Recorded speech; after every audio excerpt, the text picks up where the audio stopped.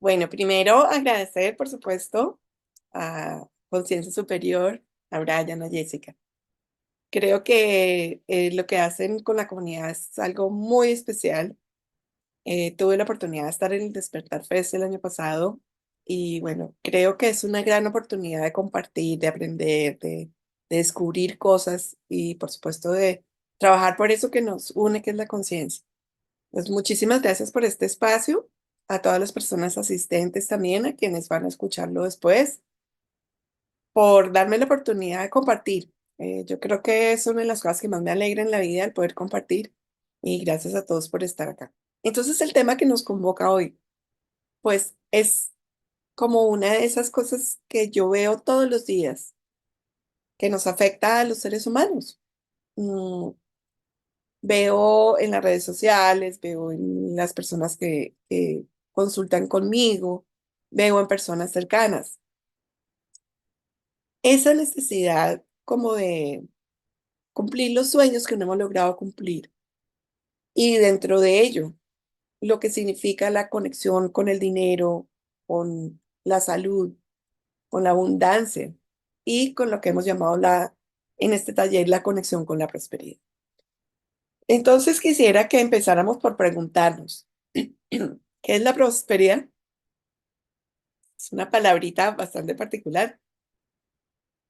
Si entramos un poquito a la definición de prosperidad, a pensar qué significa prosperar. Prosperar es como poder avanzar, ¿no? Es como que estamos en un nivel y mejoramos, logramos algo más. Entonces es una palabra clave la prosperidad, porque prosperidad no solamente significa tener conexión o no con lo material, con el dinero. También significa tener esa capacidad de cumplir nuestros sueños, de cumplir nuestras metas, nuestros proyectos, de sentirnos profundamente conectados con la vida, de estar, como les decía, en un nivel de algo, mejorar y seguir avanzando. Eso significa prosperar. Durante mucho tiempo mm, hemos tenido como una serie de pensamientos, creencias, mm, que vinculamos con lo que significa la palabra dinero. Entonces, vamos a mirar aquí. ¿Por qué? Porque pues definitivamente el dinero a veces es lo que nos permite cumplir con nuestros proyectos y con nuestras metas. Y necesitamos mirar también a lo que significa esa conexión. Revisando un poco literatura y eh, personas que han hablado acerca de la abundancia, me sorprendió encontrar muchas personas que hablan de cómo a veces nos enfocamos en la meta equivocada. Nos enfocamos en conseguir el dinero. Entonces decimos, no, no puedo cumplir con mi sueño porque no tengo dinero. O siento que no puedo pagar mis deudas. O no me alcanza. O siento que eh, trabajo y trabajo y trabajo y no se ve lo que hago. Entonces eso me puso a reflexionar y de eso surgió el taller Conectando con la Prosperidad.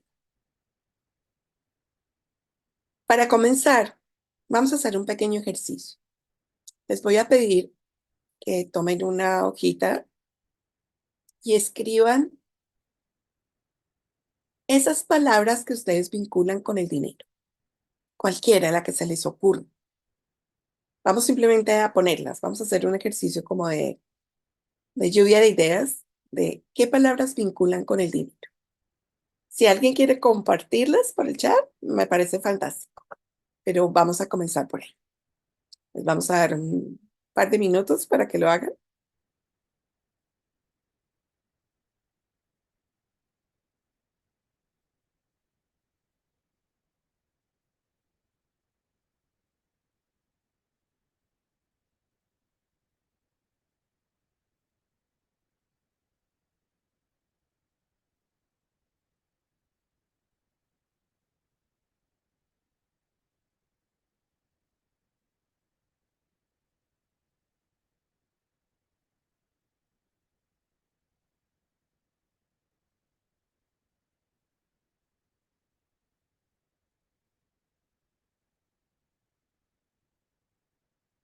¿Alguien que se anime a poner alguna palabra?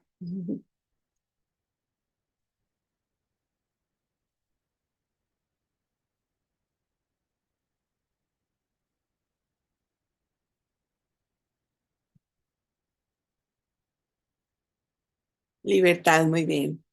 Generosidad, creatividad, responsabilidad, tranquilidad, bienestar, comodidad,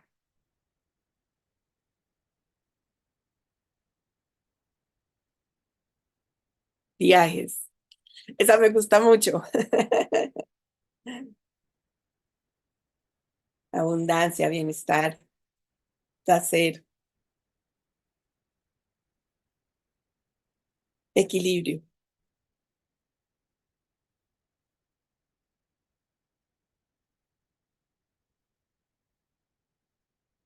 sueños.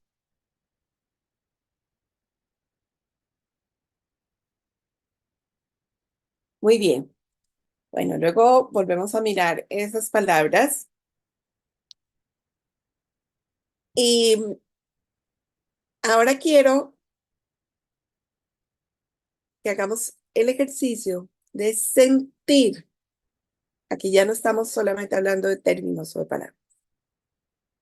Quiero que hagamos el ejercicio de sentir lo que significa no tener dinero, lo que significa eh, probablemente una circunstancia que en algún momento de la vida hemos vivido de no tengo para pagar esto, o no puedo hacer esto, o no me alcanza. Y quiero que le pongamos un nombre a esa emoción. Entonces es como que más abajo vamos a hacer eso. Vamos a hablar de las emociones de no tener. Lo mismo, si quieren compartirlo, maravilloso.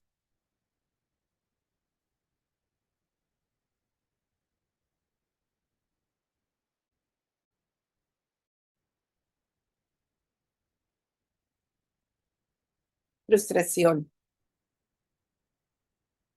angustia, preocupación, culpa, vergüenza, ansiedad, inseguridad, miedo,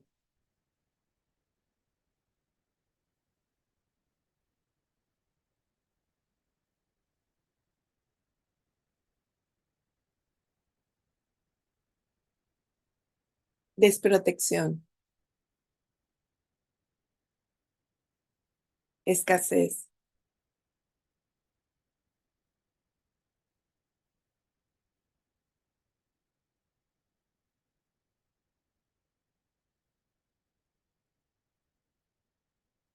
Muy bien.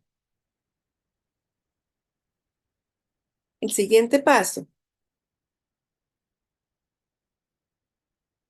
es que les voy a pedir que escojan cualquiera de esas emociones, la que sea más fuerte para ustedes.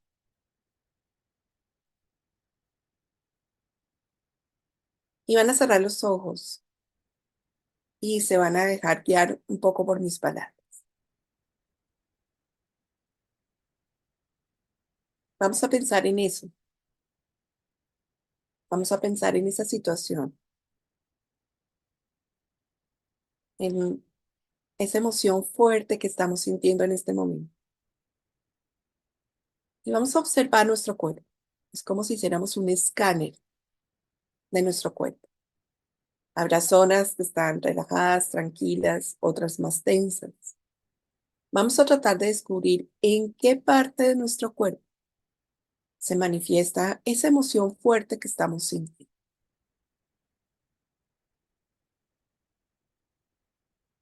Simplemente revisamos nuestro cuerpo, desde los pies hasta la cabeza.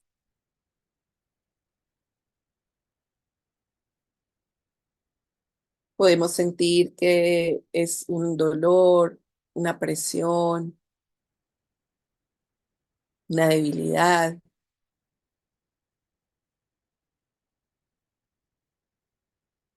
una punzada. Y en este momento lo que vamos a hacer es reconocerlo, observarlo.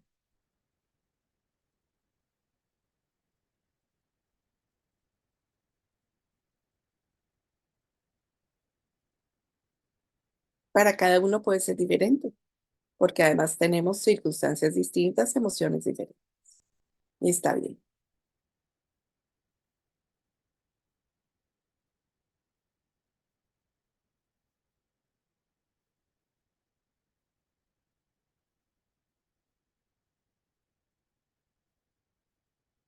Muy bien, ya podemos abrir los ojos, sabiendo que en cualquier momento podemos volver a hacer el ejercicio.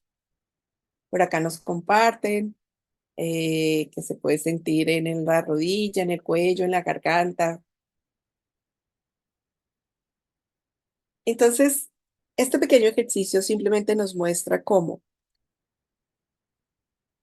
funciona un poco nuestro organismo, cómo funciona nuestro cerebro. Un pensamiento genera una emoción y esa emoción se refleja en nuestro cuerpo como una sensación, como una memoria corporal. Normalmente, estas memorias corporales y estas emociones están profundamente guardadas y están en la zona más inconsciente o subconsciente de nuestra mente. Si yo, por ejemplo, ante una situación de escasez económica, siento miedo y ese miedo se refleja, por ejemplo, en peso en mis pies, es probable que me cueste trabajo hacer las cosas que tengo que hacer para obtener los recursos necesarios para mi vida, porque el miedo a veces nos paraliza. Hay diferentes respuestas acerca del miedo, pero de manera inconsciente como que nos bloquea esa emoción. Esa emoción nos impide lograr cosas. Entonces, vamos a tratar de reconocer esa emoción, cómo nos afectan en el cuerpo y cuáles son los pensamientos que están vinculados con esas emociones. Esta es como la primera cara de esta visión que yo les quiero compartir, que proviene profundamente del estudio de las neurociencias y de eso que desde el estudio del cerebro se ha llamado el cerebro triuno, que McLean lo describe como un cerebro reptil, un cerebro mamífero y un cerebro humano. Eso nos determina, digamos, una manera de aprender, una manera de procesar la información, una manera de, digamos, que dirige nuestra vida y muchas veces no somos conscientes de ello. Entonces, este es, por supuesto, un ejercicio sencillo, rápido, solamente para que empecemos a darnos cuenta de cómo lo inconsciente puede afectar nuestra vida. En esa visión que yo les quiero compartir, la segunda cara es la cara correspondiente a las constelaciones familiares. Mm, no sé, si me permiten un segundo.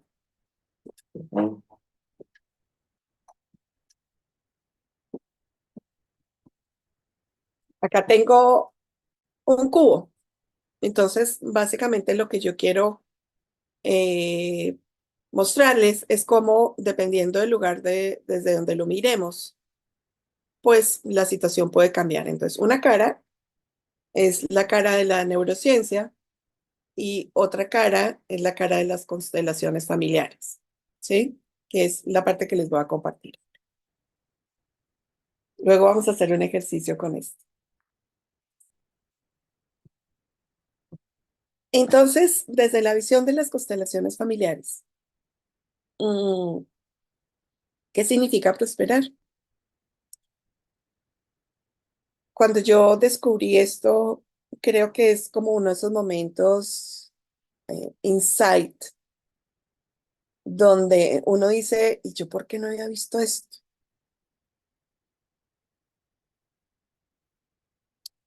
La prosperidad, desde el punto de vista de las constelaciones familiares, significa conexión.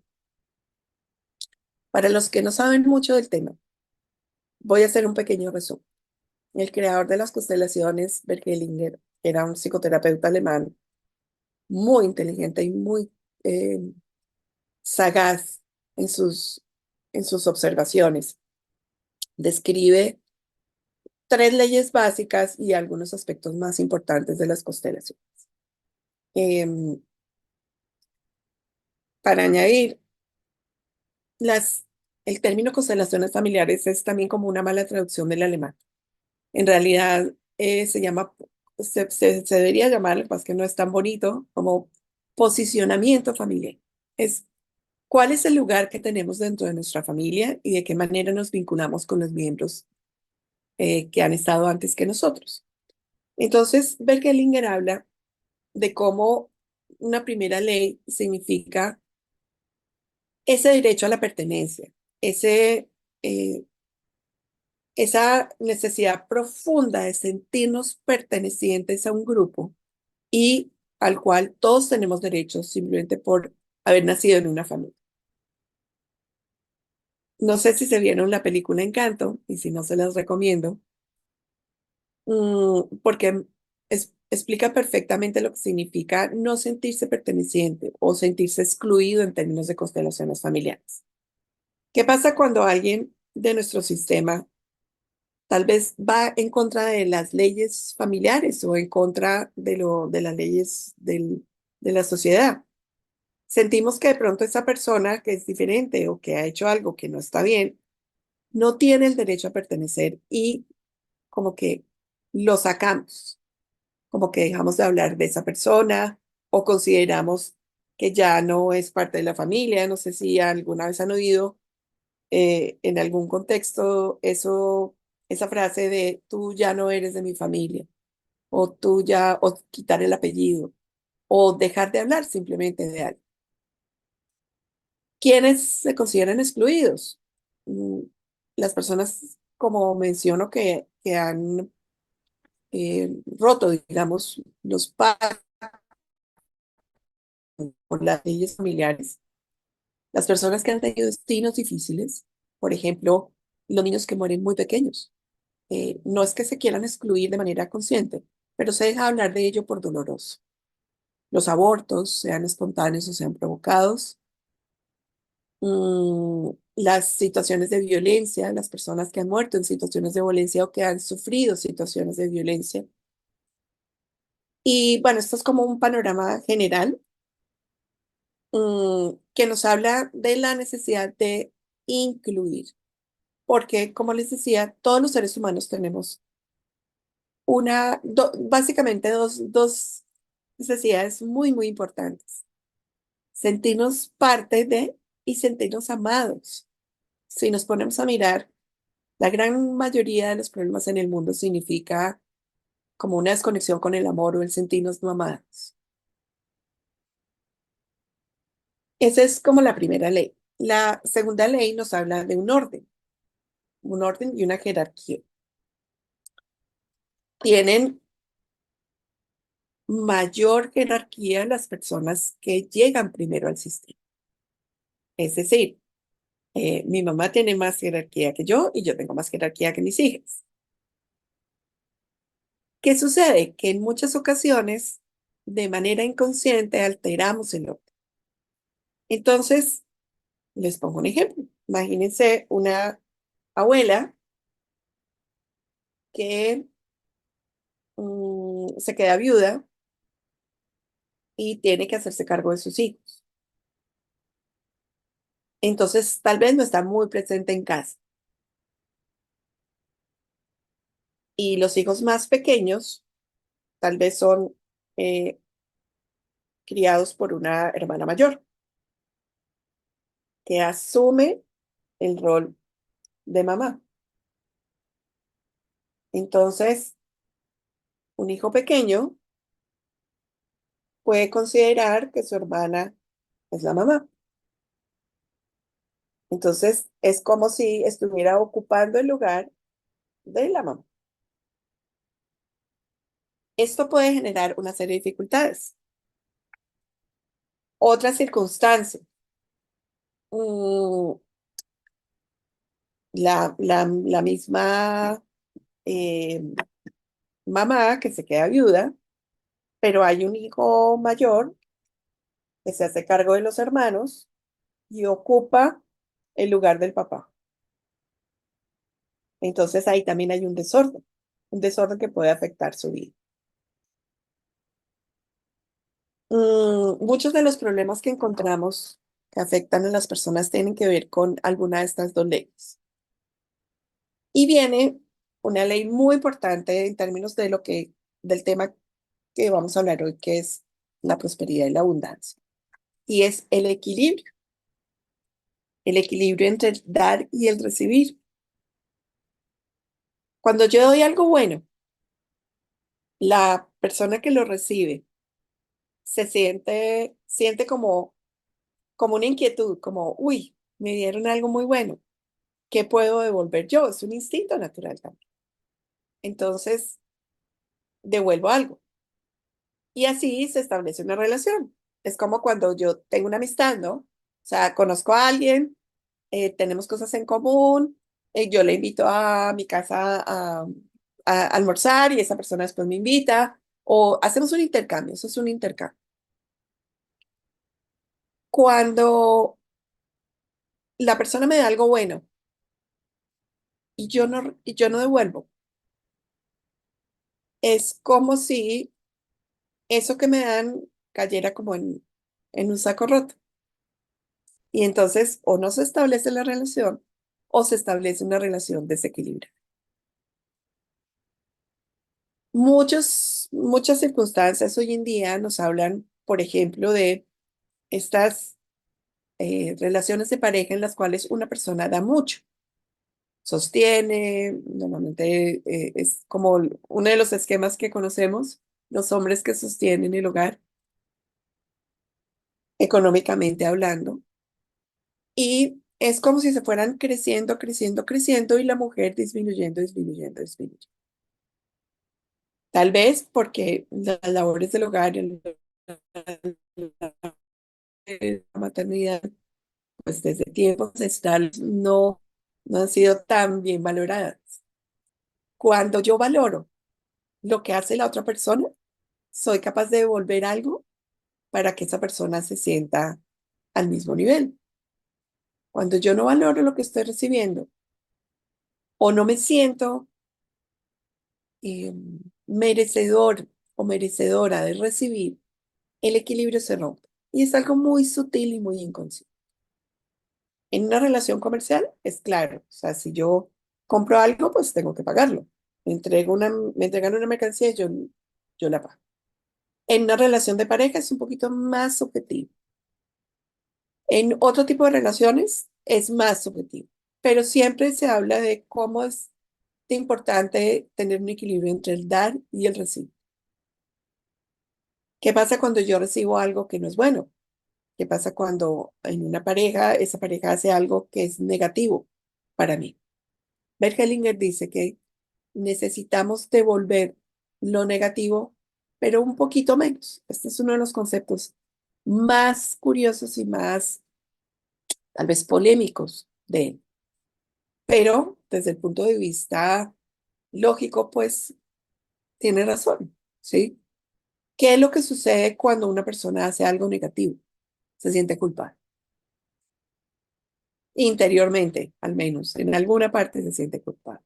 Entonces, eh, pongámoslo en otros términos, una persona comete un crimen, roba o mata o hace algo, tiene que tener un castigo, tiene que tener una reparación, tiene que, ante la sociedad, necesita reivindicarse.